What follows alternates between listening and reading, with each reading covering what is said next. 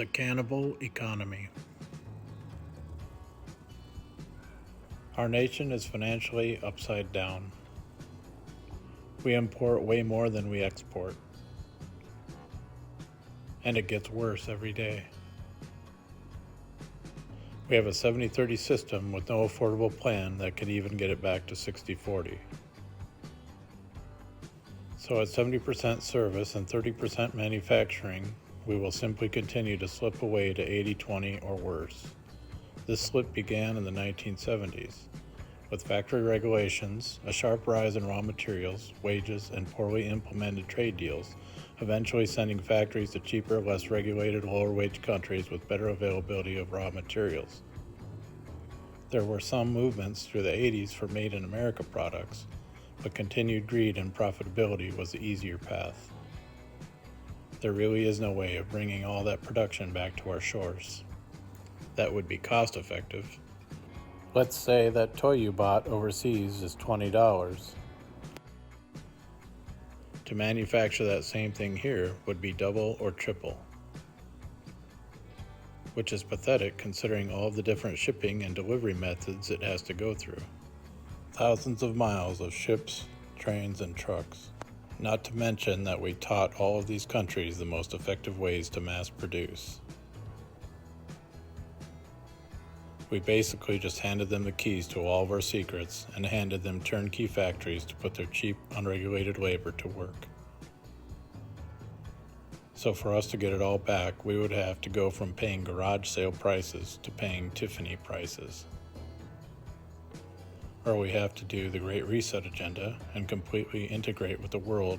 All would have to agree on equal prices and balanced trade. We would have to completely run as one machine with all aspects of life. A total meshing of debts, currencies, labor, health, climate, and ownership.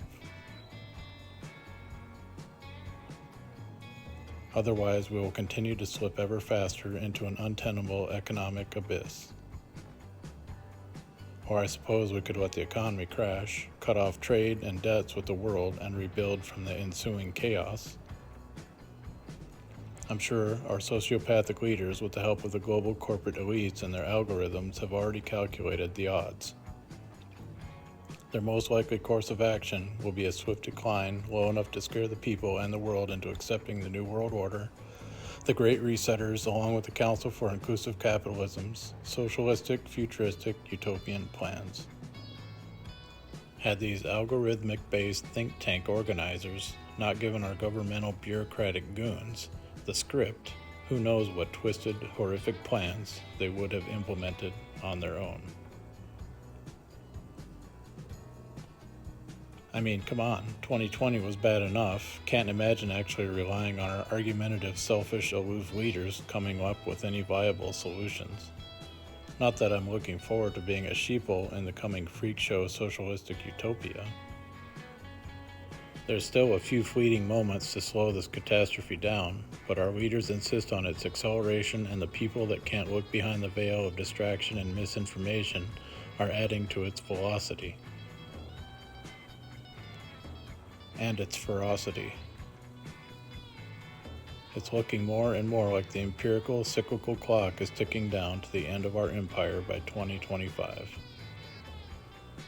The only question remaining is how bad will it get before the New World Order clock renders its first stroke. Our food supply is already in critical condition.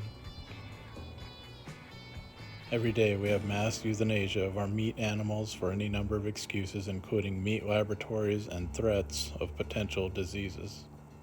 Our grains are already damaged by weather events and supply shocks, as well as being bought up at a rapid rate worldwide.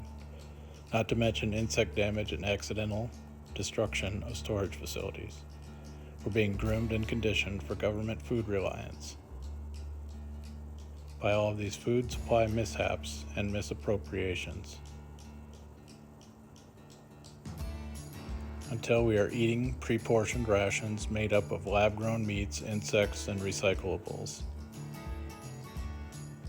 Not only for social control, but for eating habits, since we'll all be on government health care.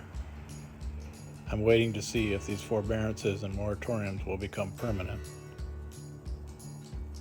Every crisis from here forward will be to implement another control measure. Once they decide a majority control has come to pass, then we'll see the agendas really accelerate. So please prepare if you haven't been already. Food, water, meds, metals. At least 6 months worth per person, preferably a year's worth. For minimums. We can't all store 5 to 10 years of food and water, but it doesn't hurt to go for it. Remember, when the mainstream says look over there, look everywhere else first, especially behind you. Please be ready, mind, body, and soul. Pray, love, live. Thanks for watching.